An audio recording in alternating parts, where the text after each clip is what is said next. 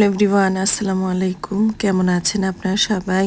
আশা রাখছি যে যেখান থেকে বসে আজকের এই ব্লগটি দেখছেন সবাই ভালো আছেন। আলহামদুলিল্লাহ আমরাও ভালো আছি।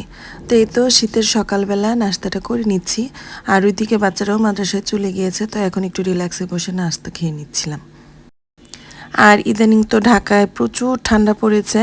তো এর আগে আর কি হালকা হালকা ঠান্ডা লেগেছিল, কিন্তু আজকে 3-4 দিন যাবৎ প্রচণ্ড ঠান্ডা।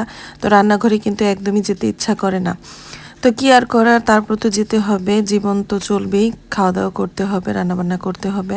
তো এখানে সকালে নাস্তা বানিয়ে নিয়েছিলাম, তো একটু গরম গরম চাও বানিয়ে নিয়েছি। তো এই তো নাস্তাটা করে তারপর আর কি সংসারের অন্যান্য কাজগুলি করে নিব। আর এখানে নাস্তা খেতে খেতে আমি ভাবছিলাম যে দুপুরে কি রান্না করব, মানে আজকের কাজের প্ল্যানটা কি কি করা যায়। আপনারা সবাই কেমন আছেন? আপনাদের কি অবস্থা? কে কোথায় আর কি এই ঠান্ডার মধ্যে আছেন? ছুটিতে বাড়িতে গিয়েছেন কিনা সেটাও জানাবেন। তো আমরা আর যেতে পারিনি, বাচ্চাদের মাদ্রাসা কিন্তু চলছে, যারা স্কুলে আর কি লেখাপড়া করে তাদের কিন্তু স্কুলটা অফ আছে। আমার বাচ্চারা তো বারবার বলছিল যে মামুনি বাড়িতে যেতে ইচ্ছে করছে, এই ঠান্ডার মধ্যে বাড়িতেই আর কি থাকতে বেশি ভালো লাগে, ঘোরাঘুরি করা যায়, এর মধ্যে পিঠা তো আছেই, তো রকমারি আর কি পিঠা খাওয়া যায়। আর এখানে তো ঢাকায় বসে আমরা কিছুই করতে পারছি না, সেদিকে বাচ্চারা আবার মাদ্রাসাও করছে। তো যাই হোক, বিকালবেলা আর কি আমরা এখানে বের হয়ে পড়েছিলাম বাচ্চাদেরকে নিয়ে, ভাবলাম যে একটু ঘুরে আসি।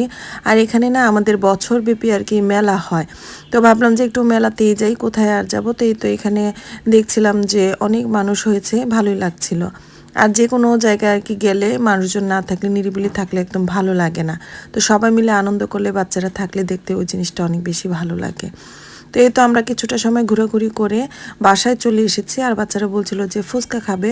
তো ভাবলাম যে বাসায় নিয়ে যাই, রিল্যাক্সে বসে আর কি খেতে পারবো। তো এই তো এখানে আমরা ফুচকা নিয়ে এসেছিলাম বাসায়। তো এখানে আরিয়া বানাচ্ছে, আতিকা বানাচ্ছে। তো আমি আর কি দাঁড়িয়ে দাঁড়িয়ে দেখছিলাম, বললাম যে ঠিক আছে তোমরা একটু বানিয়ে দাও।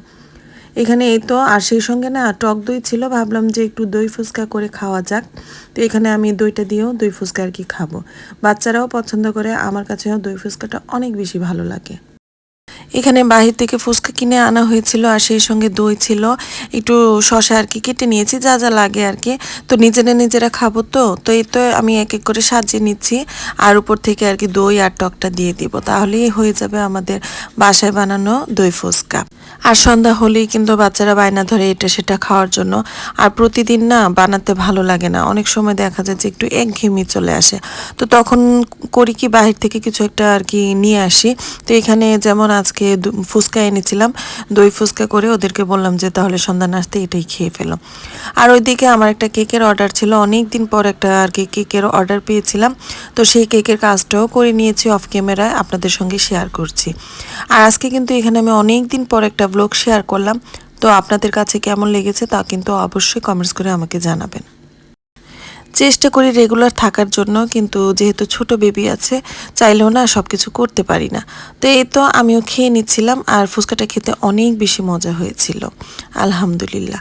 তো এই তো আমার কেকটা আর কি রেডি হয়ে গিয়েছে, ভাবলাম আপনাদের সঙ্গে একটু শেয়ার করি, আর আর কি ডিটেলসে শেয়ার করলাম না। তো এই তো কেমন হয়েছে জানাবেন। তো আমি আগের দিন রাতেই কিন্তু কেকটা রেডি করে রেখেছি, মানে ডেলিভারি যাবে যেদিন তার আগের দিনই আমি রিল্যাক্স আর কি কেকটা তৈরি করে রেখেছি। তো এটা ফ্রিজে রেখে দিয়েছিলাম, আর এই হচ্ছে পরের দিন। তো এখানে আমি আরও কিছু প্লেন কেক বানিয়েছিলাম আমাদের নিজেদের ঘরে খাওয়ার জন্য। তো বাচ্চারাও আর কি নাস্তায় খায়, তো মাঝে মাঝে যখন বানাই একটু বেশি করেই বানিয়ে রাখি। তো কেকটাও একটু দেখিয়ে দিলাম, অনেক বেশি সফট হয়েছিল। আর এরকম প্লেন কেক বানিয়ে রাখলে একটু চা বানালেই কিন্তু নাস্তার ঝামেলাটা আর কি শেষ। তো এই তো পরদিন আর কি আমার কেকটা ডেলিভারি দেওয়ার টাইম হয়ে গিয়েছে। তো এটা আর কি প্যাক করে নিয়েছিলাম, ভাবলাম আপনাদের সঙ্গেও একটু শেয়ার করি। তো এই ছিল আমার আজকের ব্লগ। আশা করছি আপনাদের কাছে ভালো লেগেছে। চলে আসবো নতুন আরও একটি লাইফস্টাইল ব্লগ নিয়ে। সে পর্যন্ত আপনারা সবাই ভালো থাকবেন, সুস্থ থাকবেন, আমাদের জন্য দোয়া করবেন। দেখা হবে, কথা হবে নেক্সট কোনো ব্লগে। সে পর্যন্ত সবাইকে আল্লাহ হাফিজ, আসসালামু আলাইকুম।